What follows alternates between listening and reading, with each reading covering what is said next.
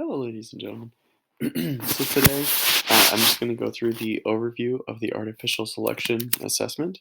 It's going to be in the form of a project, and at the beginning of the class today, which is February 26th, we're going to go through this reading that'll kind of introduce selective breeding, genetic modification, or genetic engineering, and then lastly, just like artificial selection itself. And so, your task for this project is to create an infographic, a pamphlet, an advertisement, an editorial, or a propaganda poster um, that focuses on two different organisms, how one of those organisms has been selectively bred, how the other organism has been genetically modified. So you need one of each, and then you're going to compare selective breeding to genetic modification or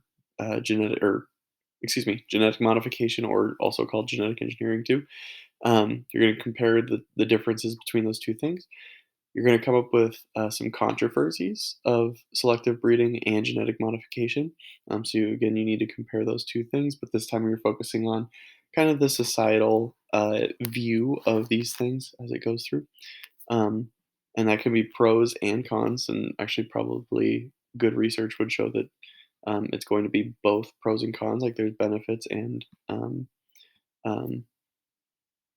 disadvantages. That's not the word I was looking for, but that's what I'm going with. And then lastly, you need to have a concluding statement. So this is ultimately a persuasive piece.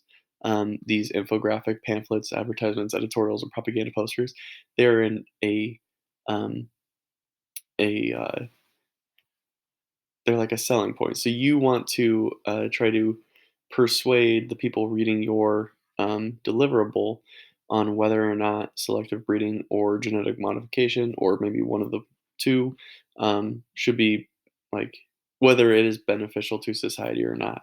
And so you're kind of weighing those disadvantages and those advantages to society, as well as just ethical um, uh, issues with them too. And so, in case you don't want to remember all those things, I have the 6 right here that I just covered, so those are available for you too. And then, of course, here's the rubric. So just focusing on the 3, it includes, the 2 as well. So you need to, be able to explain how specific organisms have been modified by humans over time. So that's both the um, genetically modified and the, selectively bred organism.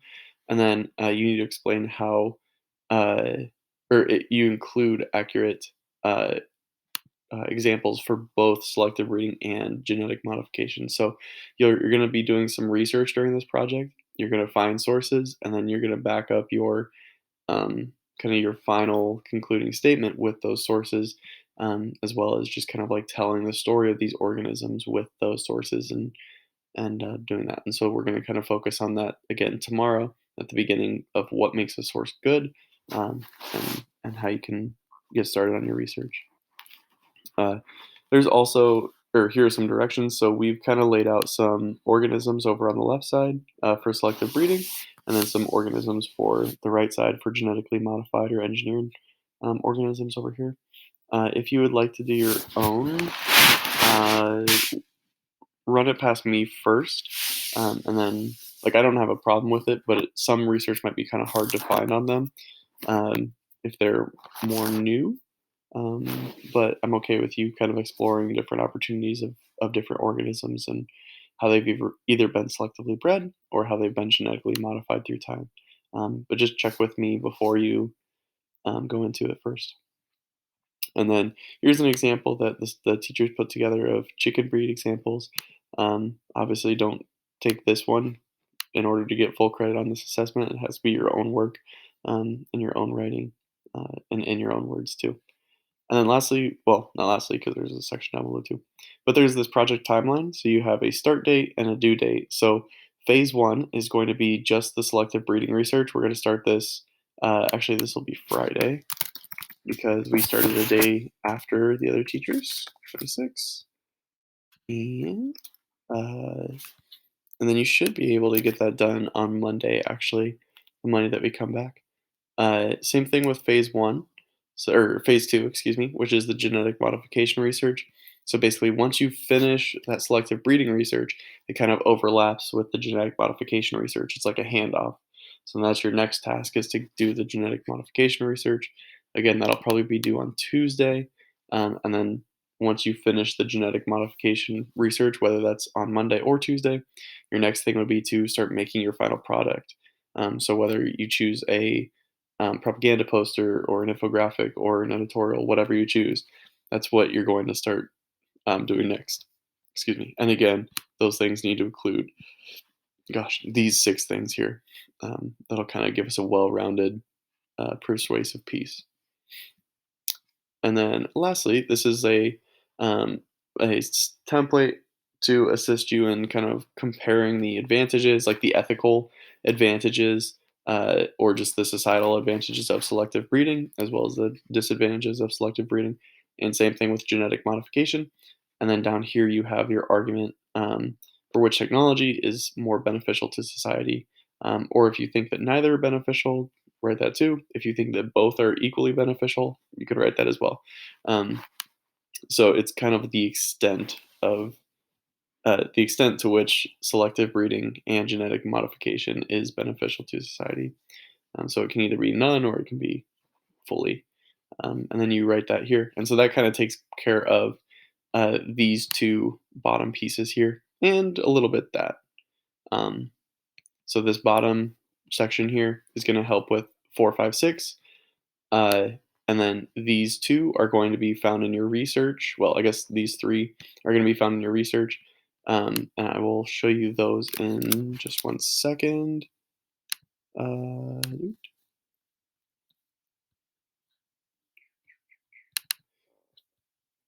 the wrong one. Selective breeding organizer. Okay. Actually, here, let's do this because I'm only sharing one tab.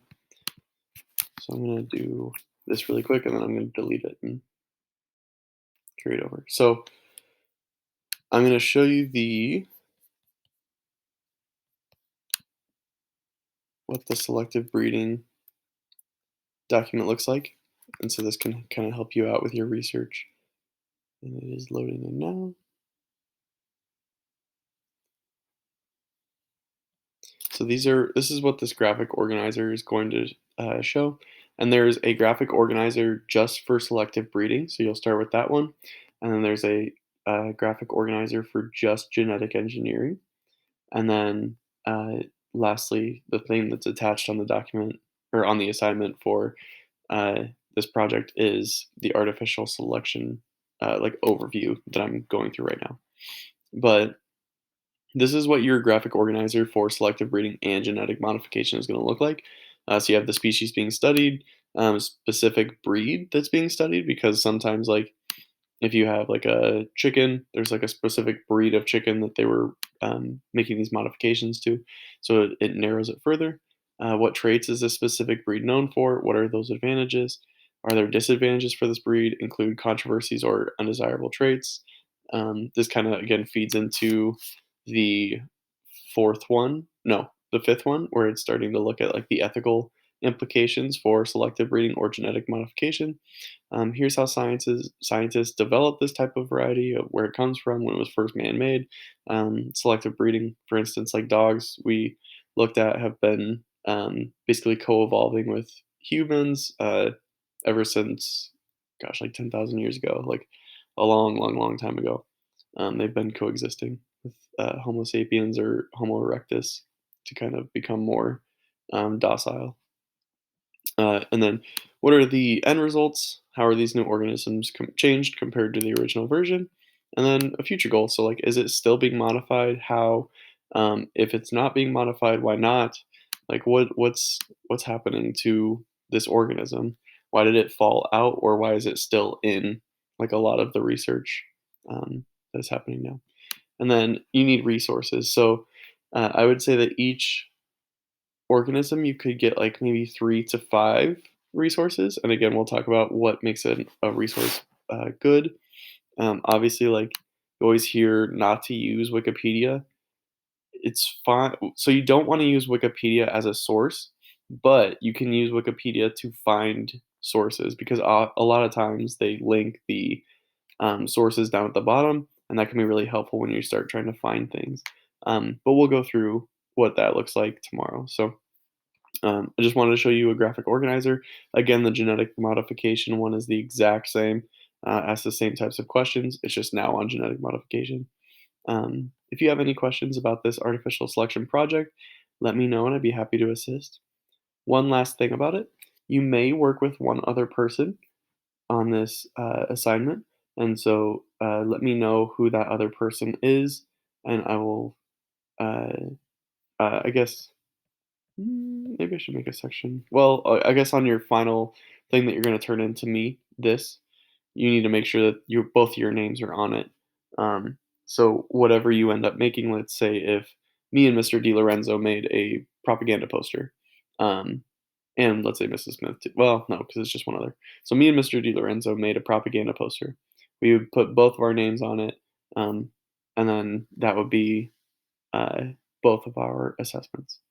So if you have any questions at all, let me know. I'd be happy to assist. I hope you have a great day.